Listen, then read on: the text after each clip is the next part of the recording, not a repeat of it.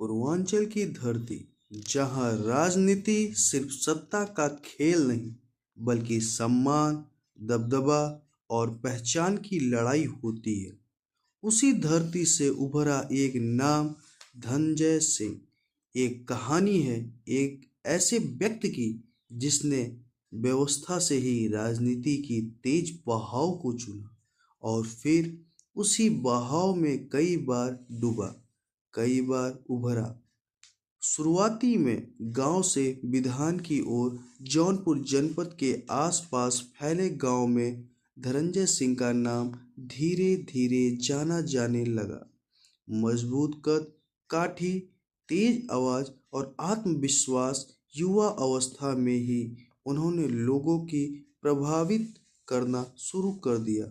इस दौर में पूर्वांचल में राजनीति का मतलब था सीधी बात, कड़ा रुख, समर्थक की फौज।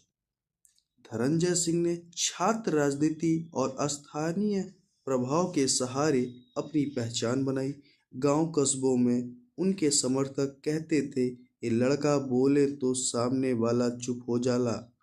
यही छवि के आगे चलकर उनकी ताकत भी बनी और विवादों की वजह से भी राजनीति में प्रवेश किया। 1990 के दशक का उत्तर प्रदेश, जातीय समीकरण, क्षेत्रीय दलों का उभार और केंद्र राज्य की खींचातान। धनंजय सिंह ने इसी दौर में राजनीति को गंभीरता से अपनाया। शुरुआती जीत ने उन्हें भरोसा दिलाया कि जनता उनके साथ है। उनकी छवि एक तेज तर्रार, निर्णय लेने वाले नेता की बनी।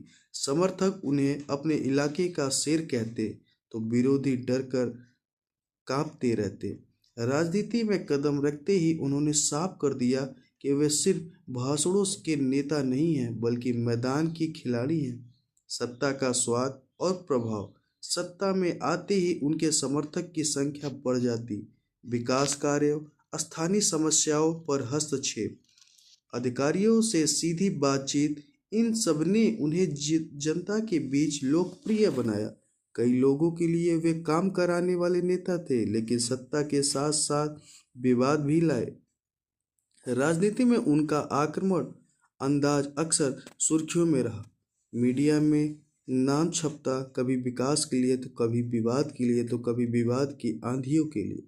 जैसे जैसे उनका कद बढ़ा वैसे वैसे आरोपों का दायरा भी बढ़ता गया। विरोधियों ने उन पर कई तरह के आरोप लगाए। समर्थक कहते हैं इन सब राजनीतिक साजिश है, विरोधी कहते कानून से ऊपर समझते हैं खुद को। इन आरोपों ने धनंजय सिंह की छवि को दो हिस्सों में बांट दिया। एक वर्ग के लिए वे जनता का नेता तो दूसरे वर्ग के लिए विवादों का चेहरा। यहीं से उनकी कहानी सिर्फ राजनीति नहीं बल्कि कानूनी लड़ाइयों की कहानी भी बन गई। कानून, अदालत और इंतजार, अदालत के तारीख, वकील, मीडिया की नज़र, यह सब उनकी जिंदगी का हिस्सा बन गया। हर सुनवाई के बाद बाहर निकलते समय कैमरों की फ्लैशलाइट, सवालों की बौछार। धनंजय सिंह अक्सर एक ही बात कहते थे, सच सामने आएगा। कभी जमानत, कभी राहत, कभी झटका। यह सिलसिला कि इस दोहरी लड़ाई ने उन्हें अंदर से मजबूत भी किया, थकाया भी। समर्थों की निष्ठा, इन सब के बीच एक खास बात थी, समर्थों की निष्ठा। जौनपुर और आसपास के इलाकों में उनके लोग हर मुश्किल के साथ खड़े दिखे। रैलियों में भीड़, नारों की गूंज, धनंजय सिंह जिंदाबाद। समर्थकों के लिए वे सिर्फ नेता नहीं बल्कि पहचान थे। उनका मानना था कि नेता बोले बोले तो सीधा, डरे नहीं किसी से। राजनीतिक उतार चढ़ाव, राजनीतिक में कोई भी अस्थायी नहीं होता। जीत हार, दल बदल, समीकरण। धनंजय सिंह की यात्रा में ये सब आया, कभी ऊंचाई कभी गिरावट, कुछ चुनाव में जीत, कुछ चुनाव में हार, लेकिन चर्चा में हमेशा रहे। उनकी राजनीति एक पहलू ये भी रहा कि वे समझौता कम करते थे। यही वजह थी कि कई बार अकेले भी पड़ गए।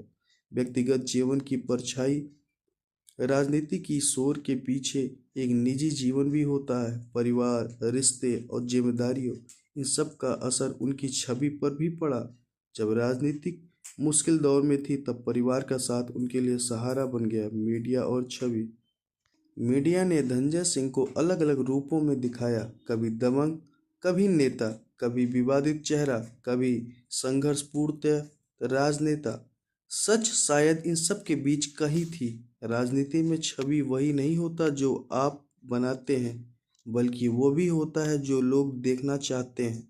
समय का आईना।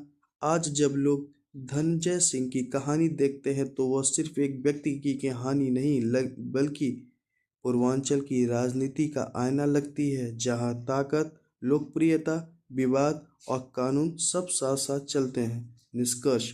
एक अधूरी लेकिन प्रभावशाली कथा। धनंजय सिंह की कहानी न पूरी तरह सफेद है न पूरी तरह काली। यह कहानी है ग्रे सैडर्ड की सत्ता की चाह, जनता का भरोसा, आरोपों का बोझ और न्याय की प्रक्रिया। वे एक ऐसे नेता रहे जिन्हें भूल लोग भी पाते हैं, चाहे समर्थक में चाहे विरोध में, जिन्हें लोग भूल नहीं पाते।